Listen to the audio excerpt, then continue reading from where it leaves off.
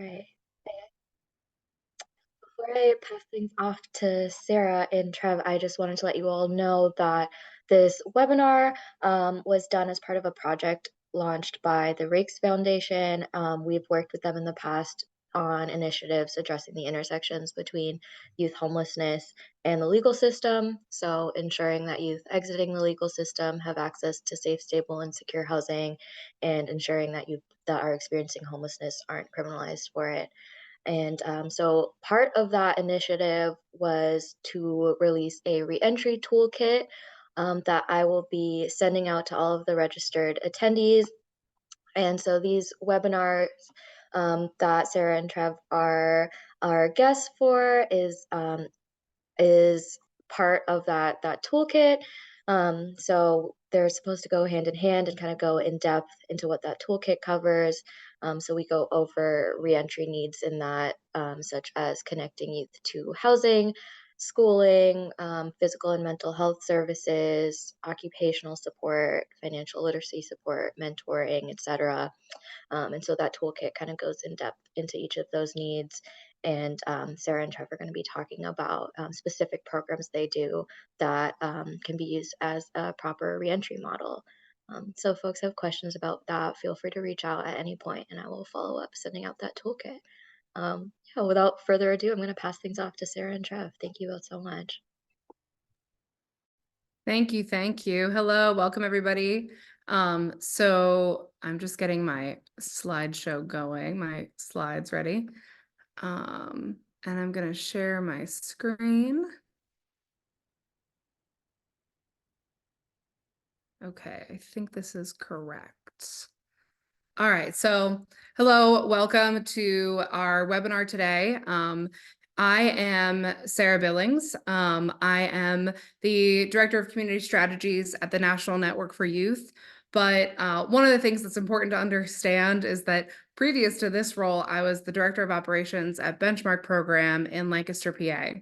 So today we're going to highlight the work that we did at Benchmark to help our young people re-enter our community. And Trev's going to speak about his experiences as one of those youth. So you can see our bios there. We'll send this out if you are deeply interested in those things about us. But today's agenda, we will talk about the National Network for Youth, just an overview of what we do. And then we'll talk about what it looked like to develop a reentry program and do a Q&A. So at the National Network for Youth, we are on a mission to transform systems so that no young person in America experiences homelessness. We work with communities with youth who have experienced homelessness, service providers, and systems to help accelerate the community's progress in ending homelessness and human trafficking among young people. Together, we envision a future in which all young people have a safe place to call home with endless opportunities to achieve their fullest potential. This is some of the ways we do that: public education and policy advocacy, our National Youth Advisory Council, and training and technical assistance. And specifically in the work that I do, we use the concept of collective impact and the concept of design thinking. So my department, the Community Strategies Department, is working on local cross-systems collaboratives. And these are regional collaboratives that we bring together all different systems that youth are involved in, and youth themselves who have experiences in those communities, and really work to advance the cause to end homelessness among youth. So one of the ways that we do this, and one of the things that we really try to prioritize, is centering youth in our work. And we do that through youth advisory boards. We also provide $5,000 to youth advisory boards so that youth are compensated for their work. We bring best practice trainings for providers and leaders in the communities. We provide skill building, training, and coaching to the youth advisory board members. And we take a hands-on professional development approach. So opportunities such as speaking today is one of the ways that we really try to amplify the voices of the youth that have experienced these systems and experienced homelessness. We also provide technical assistance, so that might look like strategies to increase your funding, program design, and organizational development. We also provide policy and advocacy coaching through our director and community-wide strategic planning. So that's sort of a quick overview of what we're doing at the National Network for Youth. But the reason we're here today is really to ask this question: can reentry planning prevent homelessness? So we know that youth experiencing homelessness are disproportionately connected with the juvenile justice system. 57% of the youth who experience homelessness are estimated to have prior records of foster care, juvenile justice involvement, or both. Specifically, an estimated 46% of youth who have experienced homelessness have been held in a juvenile detention center at some point, and this is compared to 15% of youth in the general population. So we're going to highlight Benchmark, which is where we are where we are right now. We are sitting at in the Women's Center, actually, at Benchmark. But Benchmark is a program in Lancaster, Pennsylvania, and it's actually a fitness-based center. So I highly encourage you to visit the website and check out all the things they do. But we're going to talk today specifically about kind of the program development and how the way that we develop the program really follows this toolkit. So it was founded in 2014 to transform the way that we serve our community's most vulnerable yet promising population, underserved youth. And it started with just one program, which was called Open Gym. And the initial concept was really to use weightlifting to create positive mentoring relationships with youth.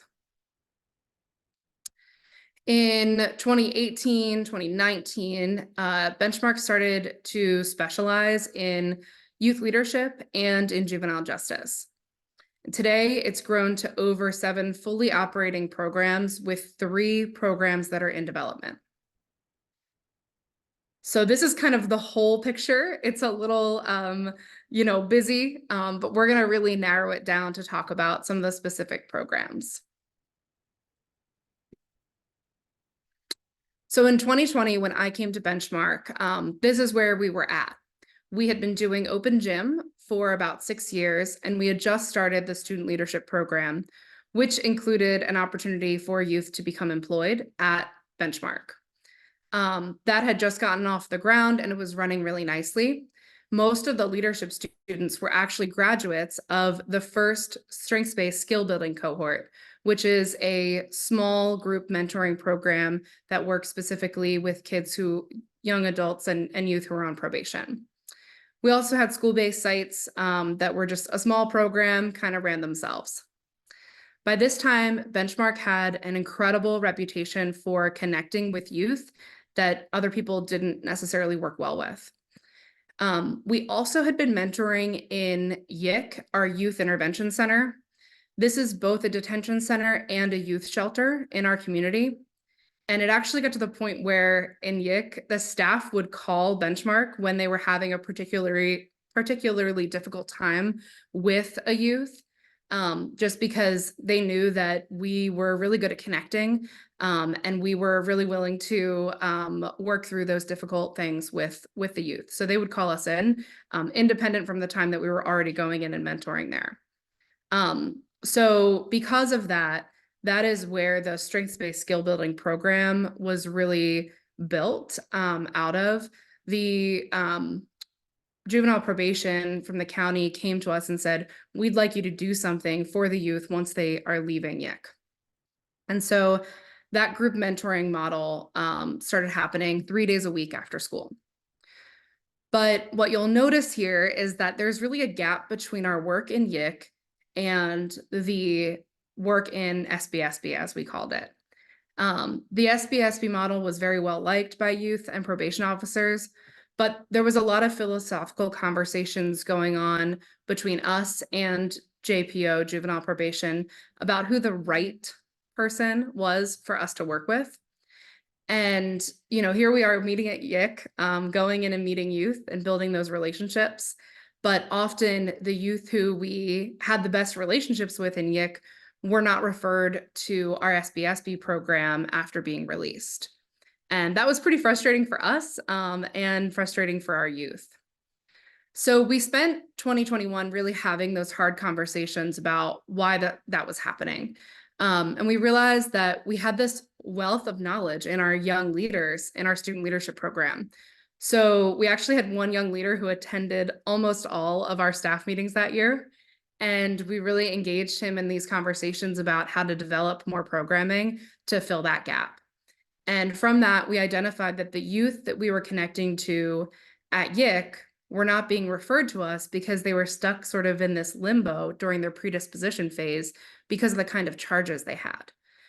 So sometimes this meant they were waiting in detention that whole time, or they just weren't able to access our services because they hadn't moved through to the probation part of their journey, and were able to be referred, right? So this is how we developed our predisposition program. And that's the program that I will highlight today. And you'll also notice that at the same time, we were developing a youth justice advisory board, which is similar to the youth advisory board that I discussed earlier. So before I go on, I want to ask Trev, you met Benchmark for the first time at YIC, I think, right? Yeah. So do you want to talk about what that was like? Yeah, the first time I met or heard about Benchmark was when I was in the Youth Intervention Center on the detention side. And that was probably around sometime around December 2022. Mhm. Mr. Will, the founder of Benchmark, came in and he had a program in there to teach us about it was about financial, like it was something about financial help. And he would just come in there and he would talk to us and he would play games. He played a board game with us and he would give us like some airheads and stuff like that. Yeah, so Trev is one of the first graduates of this program, and has come all the way through. So it's really exciting because 2022 is when we were developing this program. So we had Trev in mind when we were developing this. So Benchmark's predisposition program, the goal of this program is really to reduce the risk of recidivism and perpetuation of violence, excuse me. The program seeks to allow Lancaster County to confidently release juveniles from detention more quickly by providing two levels of support, so case management and mentorship. The length of service, participants will be enrolled in the program for the duration of their predisposition, which is usually 2 to 4 months. And they are automatically accepted into our group mentoring program once they are out of the predisposition phase, if they end up on probation. So Trev, talk about, when did you first start, and then what was your journey with us? I first started when I came home, February 22nd, and then I did my intake about the same week that I came home, and then I started the predisposition program around March, 2023, and then from there I've completed the predisposition program, and then I moved into SBSB, and then from SBSB I'm in open gym now. I'm not in any programs. Yeah, and you're doing student leadership. Yeah. So awesome, thanks. So just some details about the program. All participants in the program are dual enrolled in that case management and mentorship. And this is where you're really going to start seeing the checklist that's in your toolkit in action. So the case management portion of it is, our case manager is specialized in youth and supporting youth specifically that have been impacted by violence. The predisposition program is specific to youth who have gun-related charges. And the case manager helps them navigate the juvenile justice system, academic obligations, and broker connections to supportive community-based resources. And that includes brokering the mentoring relationship. So the case manager is not the mentor. The case manager helps identify a mentor that really fits with the youth, and the youth is involved in that process. Mentors and participants connect in person a couple times a week. This is a minimum of 2 45-minute sessions a week and 3 to 4 times a week per phone on the phone. What would you say? How often do you think you connect with your mentors? When I was in the predisposition program and I was connecting with my mentor, I'm pretty sure he would come and pick me up about 3 times a week, Mm. and we would go out and go to the park and stuff like that. And at that time, when I was in predisposition program, I was on house arrest, so he would bring me back out into the community. And then the 3 times that we would hang out, we would still call. Usually, we would call like on the weekends Mm. for like about 20 minutes, doing checkup and stuff like that, and see how I'm feeling, and just talking about schoolwork, or like if I got mad that day or something like that, just to see where my head was at. Cool. Cool. So the needs assessment and service planning process, we really thought about how to use design thinking in this. So we use brainstorming questions, stuff like activities like list as many ideas as you can for a monthly event, because they always got to do a monthly big event. And the game was to list as many fun things as you can. And then that would help really generate different ideas between the mentor and the participant. And those are the things that then they got to go do. The mentor, schedules the check-ins and works really closely, like Trev described, with the participant. They also design, custom interest-based programming. So interest-based programming is what we call sort of really letting the youth lead. So we kind of find out what are they really interested in, and it helps us leverage. We're able to then leverage that to kind of reach this hard to reach population. So you mentioned a couple things like the park. What other things did you do with your mentor? Well, when I first started with my mentor, sometimes, like at the start of the day when we would hang out, he would help me with my schoolwork since I was doing online schoolwork at the time. And then once I would finish schoolwork, we would go get food and then really just see what was on our mind that day. Usually we did plan like, okay, next time we hang out, we're gonna go to this place, but sometimes it was just like off just the vibe. Sometimes we went to the mall, like, or we went to the arcade, or we went to the YMCA. We played basketball, and even sometimes I would go on like little, like, almost missions with him if he had to do a couple errands or whatnot, and I would help him. I would help him with that too. Yeah, you would like help him out with different things for benchmark Yeah, and kind of be his like shadow, right? yeah. Even Yeah. sometimes we would come to benchmark and we'd work out in the open gym and stuff like Hmm. that. Yeah, that's great. You said something earlier to me about how you tried a lot of new food because of being at benchmark. So Yeah. there's a lot of food related items here. So and so the case manager, their component is really to make sure that the youth understands the probation requirements and conditions, kind of doing that life administration, boring stuff maybe, but really important stuff. So stuff like getting an ID, locating your birth certificate, and then working towards those identified goals that they've developed with the youth. So that might be academic, occupational, financial, legal help, physical and mental health, and housing. And so again, here's kind of the larger picture of the things that Benchmark is doing. And I'm happy to send Benchmark's information to you all if you have questions about this. But as you can see, they're really building out a continuum of intervention, prevention, and then sustainable, sustainable opportunities for youth and young adults. This is just a little bit, you'll get this presentation if you want to learn more about them and some of the ways that they've been highlighted in the news. And then we're gonna ask Trev a few more questions, but before we do that, we have a very important question for all of you, which is, please put in the chat, have you been to Texas Roadhouse? Trev wants to know. Let's see what they say. Leslie says yes. Someone said no. Couple yeses. Okay, yes. We're getting a lot of Yeah. yeses. Okay, good. That's what I'm talking about. Right Heck there. yes. Yeah, best rolls ever. Yeah. Not yet. Good answer. You gotta go. Yeah, the rolls are very good, especially with the cinnamon little dipping sauce. Yeah. We've decided it's not just butter, it's a dipping sauce. Yeah. Nice. The peanuts. See, someone else mentioned the peanuts, but I don't think ours has peanuts. No. Maybe it's a Pennsylvania issue. Yeah, maybe. I don't know. Longhorn Steakhouse is better. Oh, Thomas. I don't know about that. Mm-mm. Me, I don't know about We disagree. You don't have them in the Pacific Northwest. You can come visit Pennsylvania.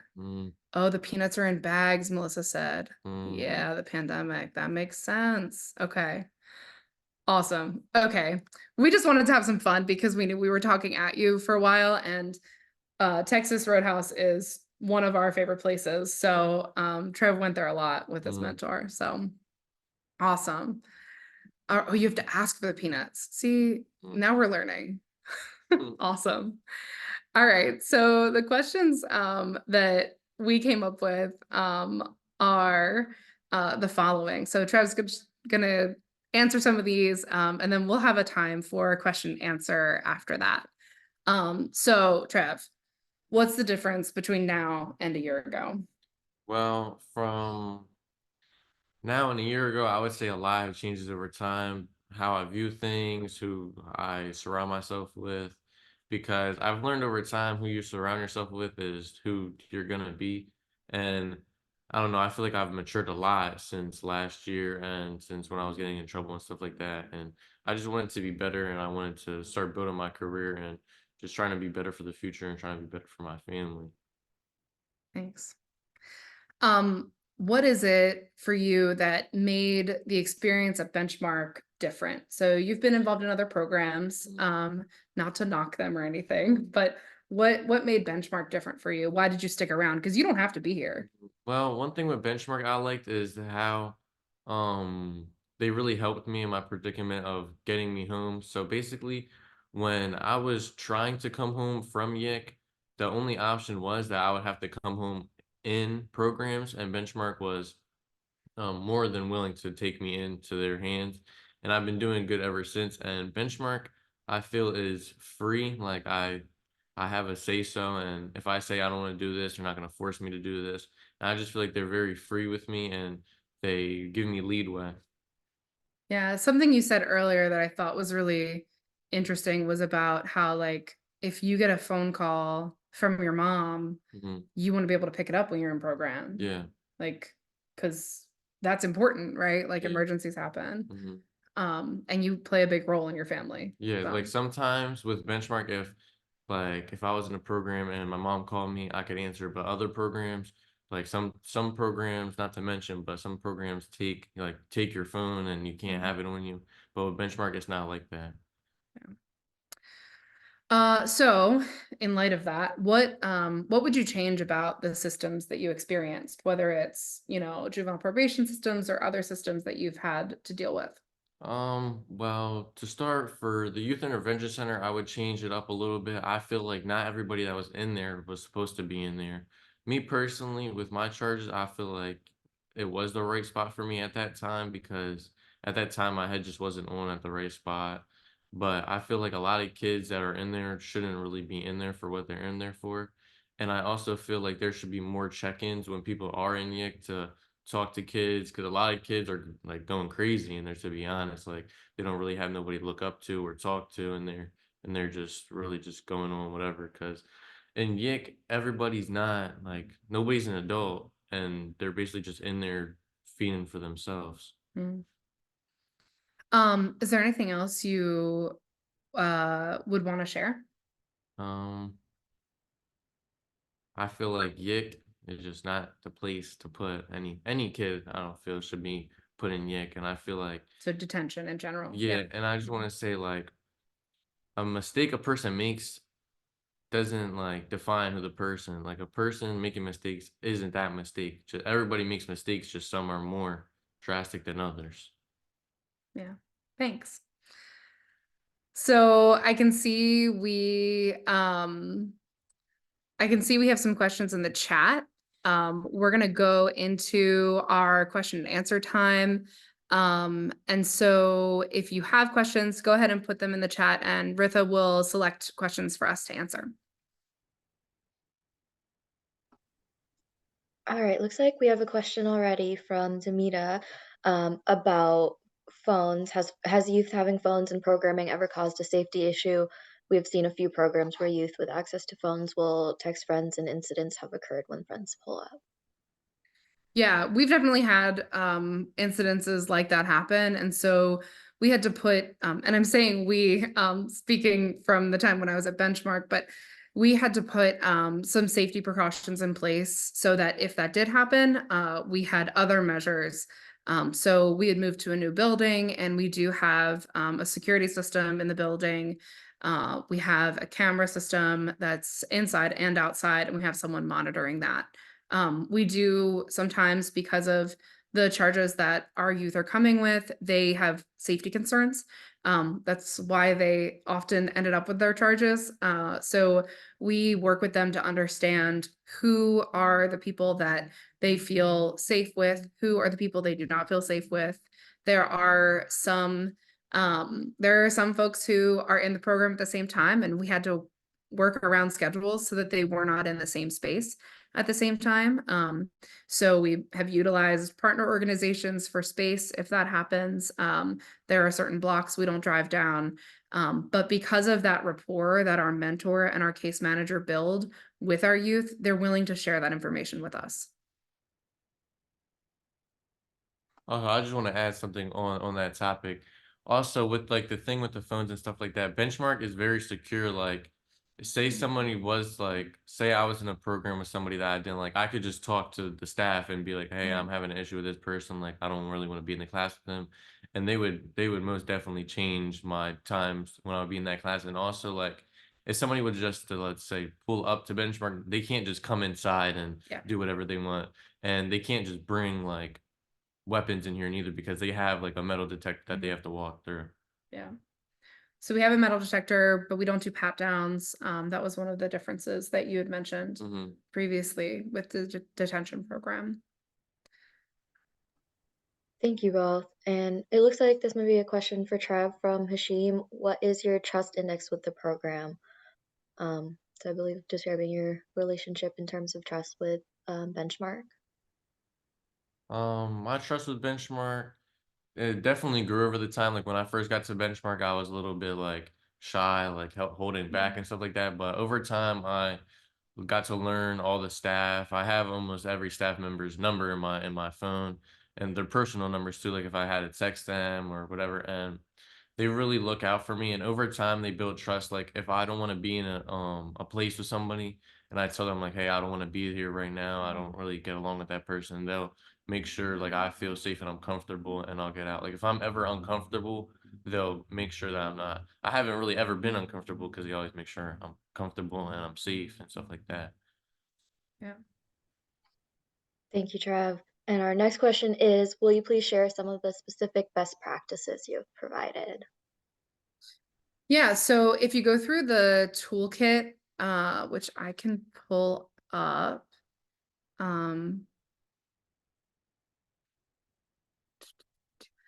the thing that I really love in the toolkit, and Rita, is it okay if I just share that on my screen? Yeah, go for it.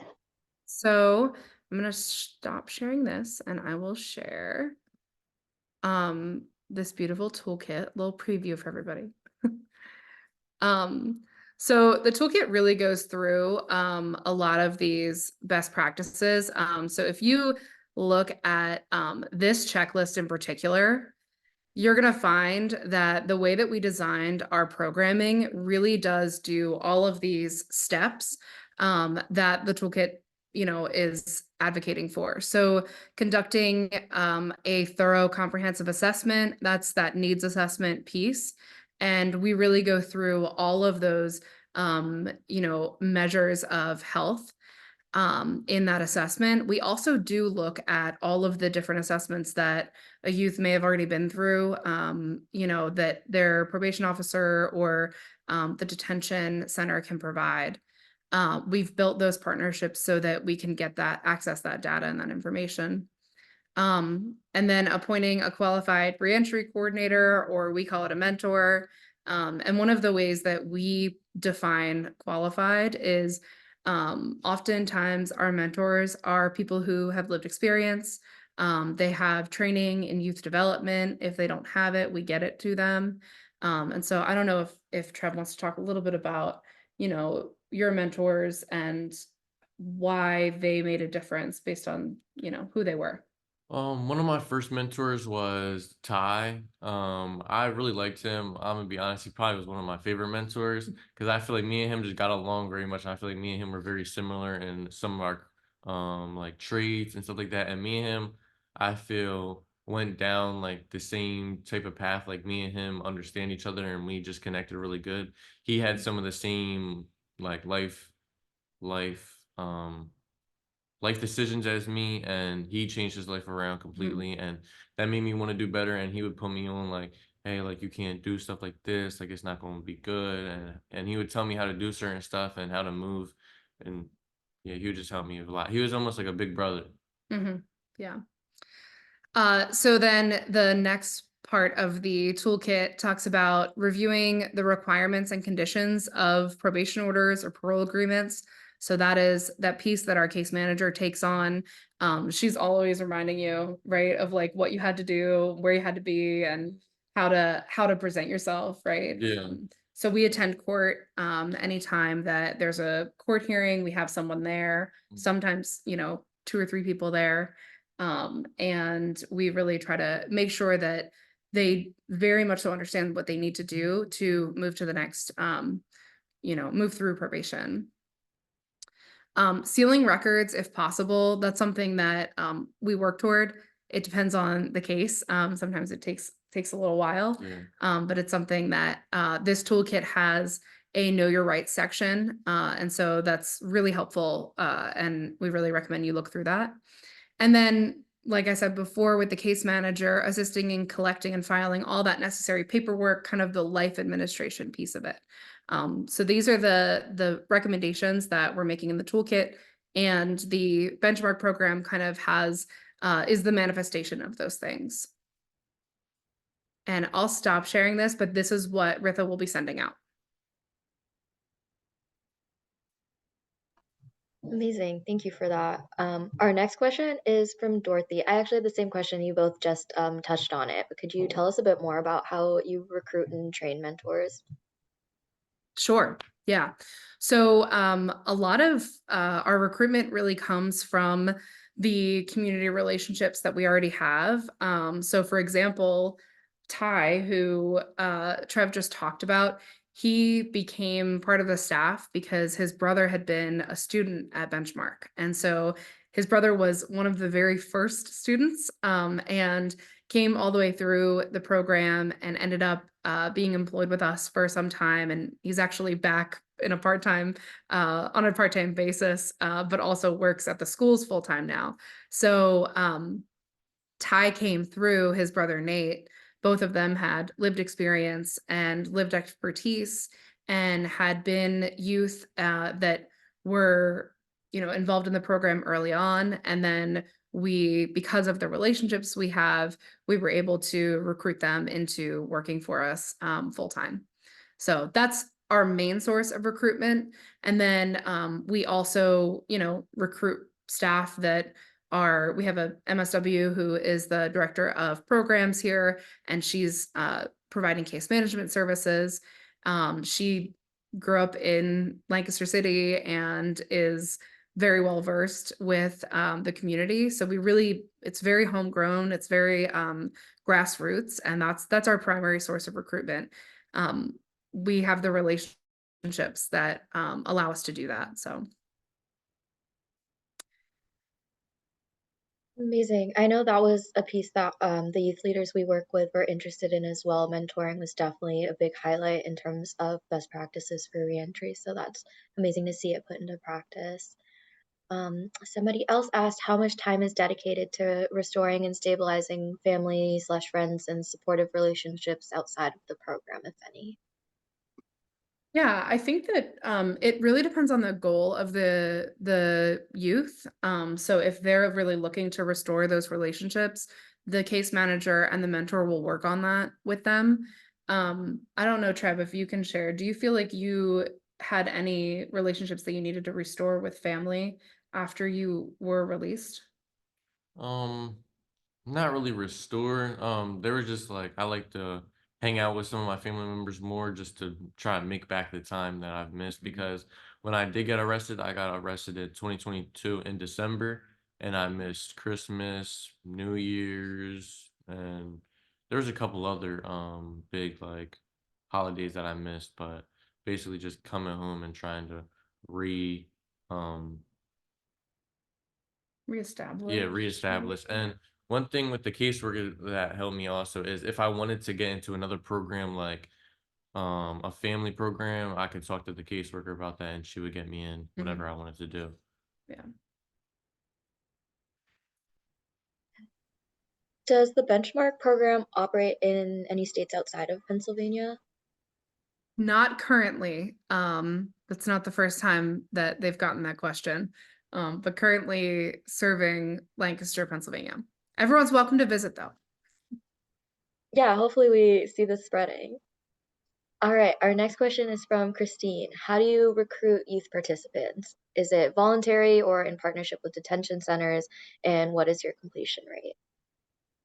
Yeah, so I let me grab the completion rate. Um So the recruitment for participants is really through the referrals that are coming through juvenile probation and the detention center. So we're already in the detention center. We usually know about a case kind of before even getting it.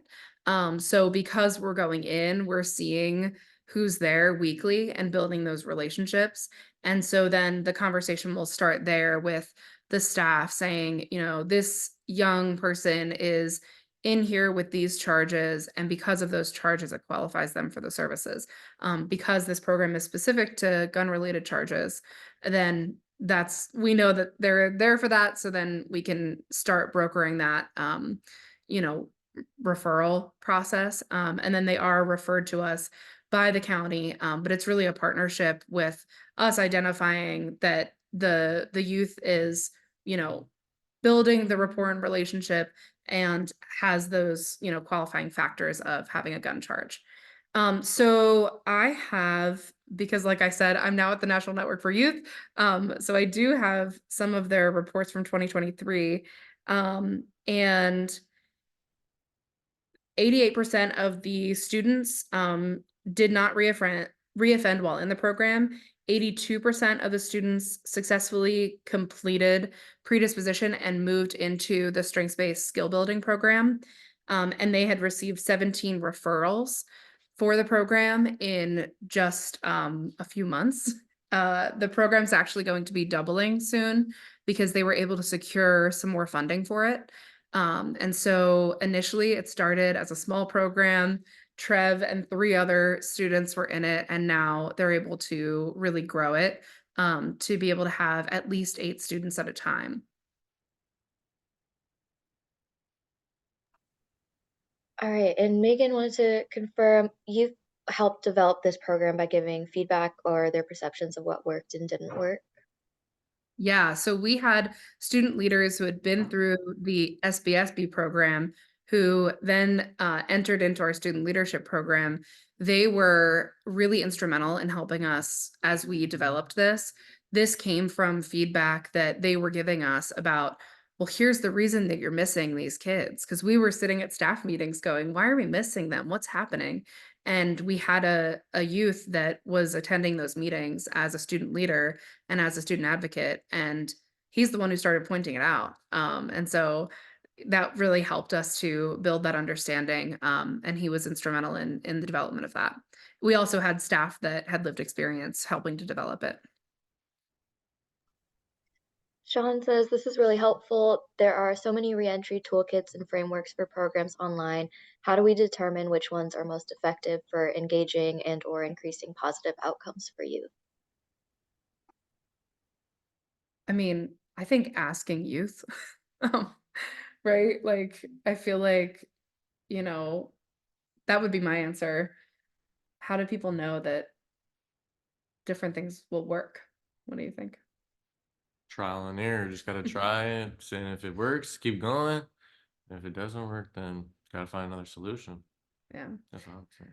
So at the National Network for Youth, we are building youth advisory boards, and we're specifically really looking at cross systems because we want to prioritize housing, right? So one of the ways that we really advise communities to make systemic changes and develop programs that work is to follow the leadership of youth.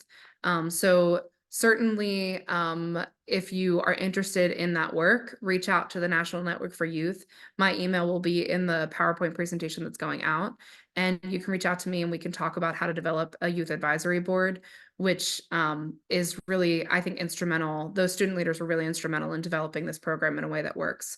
And Trev's now being instrumental in continuing to help benchmark, develop, and understand what youth needs are. Our next question is, are youth from secure facilities eligible for this program or just youth from detention centers / non-secure placements? Currently, most of the youth are coming specifically from the Youth Intervention Center, just because that's the way that the process is working here in Lancaster County, Pennsylvania. But I'm sure that if they met the qualifying factor of being in predisposition for a gun-related charge, they would qualify.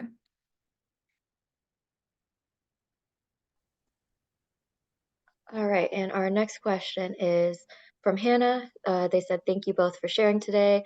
On average, is there a certain amount of time each week mentors and case managers and each young person they're paired with strive to spend together? Um, do you see if this fluctuates much from program entry to completion? And also curious to know what aftercare suggestions you have. Sure. So sort of what was on the slide is the minimum of 2 45-minute sessions a week in person and then communicating 3 to 4 times a week. But honestly, it depends on their schooling. That's kind of the biggest factor. So because Trev is in cyber, he actually spent a ton of time here. He would actually come into his work here, right? Yeah. He'd to school here. Like Yeah. I'd be in my office and I'd be like, oh, he's in his office. Yeah. Just kind of being here in a place that he can get his work done. So it depends on the youth and their needs. But at a minimum, they're doing at least 2 45-minute in-person sessions. It's typically much more than that. So it's typically a couple hours each, 2 sessions. And then they're connecting on the phone at least every other day. But honestly, when you're making plans, it ends up going longer. Sometimes we have our mentoring groups, like mentoring pairs will go together if the youth get along, go do something fun together. Everyone goes to Texas Roadhouse together, everyone goes to the arcade together, everyone goes and does a service project together. So it kind of depends on what's going on. It's a small operation, so they can kind of work that way. As it grows, I'm sure it'll be a little bit more prescribed. Aftercare. So I think when you look at that continuum, and I can share that again, hold on one second. When you look at that continuum that Benchmark is really working on building out, it includes the aftercare. So the sustaining portion are those aftercare things that they're working on building out. So currently the student leadership program, which provides employment, or it provides connections to employment. So if a youth is not really interested in working at Benchmark, but they are interested in becoming a welder, the case manager and the mentor are going to work with them to figure out how to get into a training program for that, to connect them with jobs. One of the news articles that is included will tell you about how Benchmark helps connect youth with jobs. So they have some partnerships with organizations, companies that are able to provide jobs like landscaping, sometimes summer things, or maybe even connecting with youth as they go through their training program. We have a young adult who came through our program years ago who is now a mason, and he's doing incredible work. So he was featured in that article that you'll get in the PowerPoint.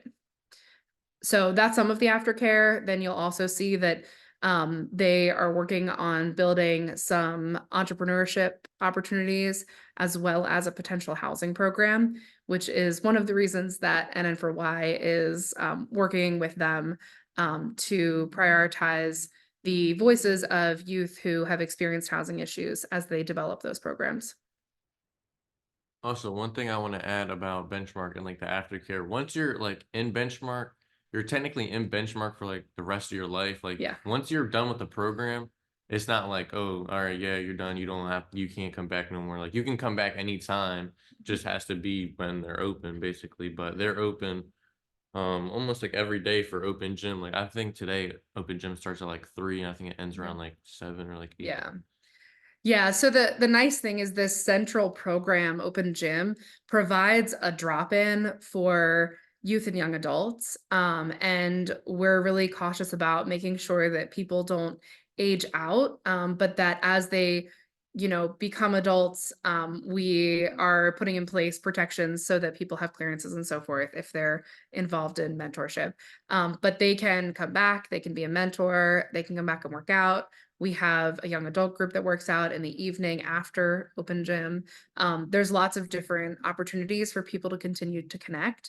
And, fitness is just sort of the hook. A lot of people who come aren't really even doing fitness when they're here. They're doing other things.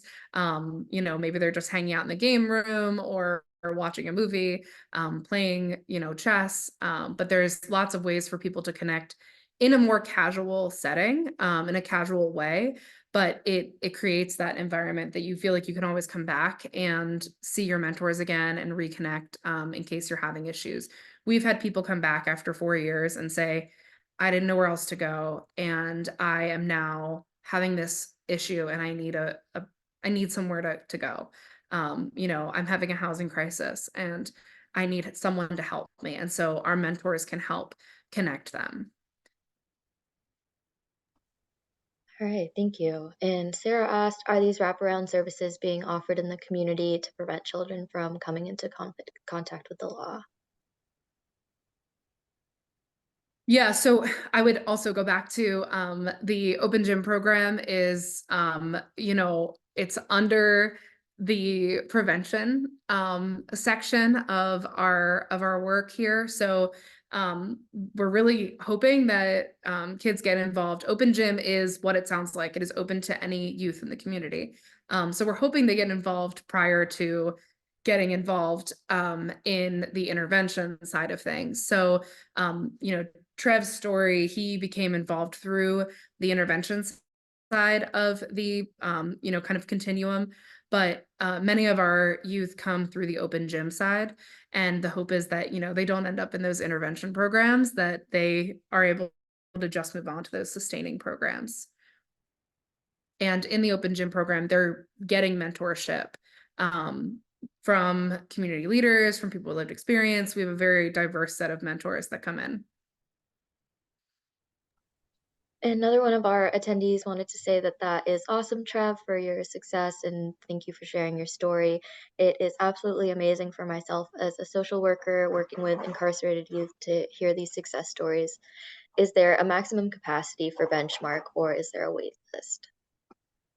So it depends on which program you're talking about. The predisposition program, yes, the one that we highlighted.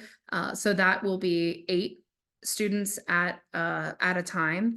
The strengths-based skill building program can handle around a dozen students at a time. And the YIC program is just whoever's in detention and shelter that week is who we're working with. School-based, it depends on the school. But our open gym doesn't have a capacity, although we are definitely pushing it some days. So some nights it's really busy, right? But there is not a wait list or a capacity. It really is, it's a free gym essentially, but really it's more than that. So. All right, and Sean said thank you both for sharing today and for modeling youth engagement. Sarah, are the dollar figures representing program costs or current funds? So that is representing current funds. So that is, this image is used for a bunch of different things. I just pulled it for this, but the founder and executive director, he uses that for, you know, just discussing where their money is right now. So it does give a good example of what it costs. But he could talk to you more about that if you're interested in it. You can reach out to him and I'll make sure you have his contact. We have another question. Do you have to separate youth who have quote unquote aged out, or can 16-year-olds be hanging with 20-year-olds or emerging adults? Because we provide adults that are trained and clearanced and all of that and monitoring everything, our 16-year-olds are able to be around 20-year-olds because we monitor the space all the time. So there's always a staff member who is able to, you know, kind of handle whatever the space is. When we came into our new building last year, we had to think a lot about that. And so we have, you know, certain parts of the building, like Trev was saying, it's very secure. Certain parts are blocked off in certain ways. And then there are zones where a staff member is kind of in charge of that zone and monitoring that zone. And that staff member is an adult staff member. That was the last question in the chat. Do folks have any other questions?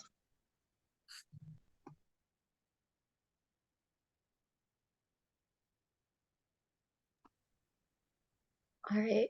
If not, thank you all for bringing such great questions, and a huge thank you to Sarah and Trev. I learned a lot, and it looks like folks are really engaged, and we really appreciate your time and sharing about such an amazing program with us. Like I said, I will share the presentation, which has Sarah's email in it. Great. Thanks so much. And if anybody has questions about N and for Y or our benchmark, just reach out. We'd be happy to connect with you. Amazing. Thanks, Sarah. Thanks, Trev. I'll follow up with materials for everybody. Thank you so much, and happy Friday, everybody. Happy Friday.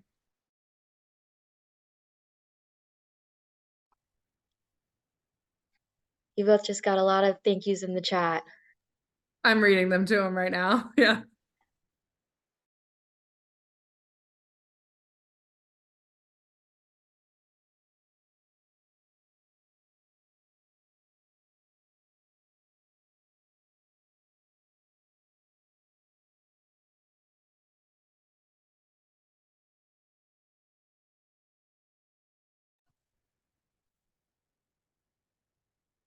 All right, I am gonna close out the Zoom room. Sarah, I'm gonna reach out to you. If you need anything, please feel free to email at any point.